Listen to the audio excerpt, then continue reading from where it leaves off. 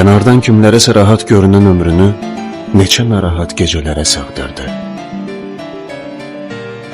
Nələr yaşamadı, nələr görmədi ki bu qadın.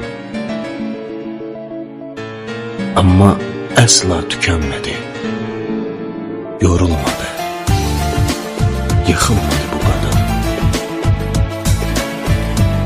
Başqalarının qorxub vaz keçdiyi bilinməzliklərə yürüdü bu qadın.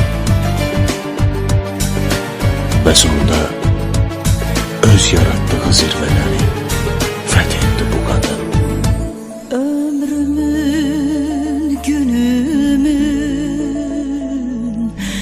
bu qərib çağı, ruhumda baharı göyərdə bildin.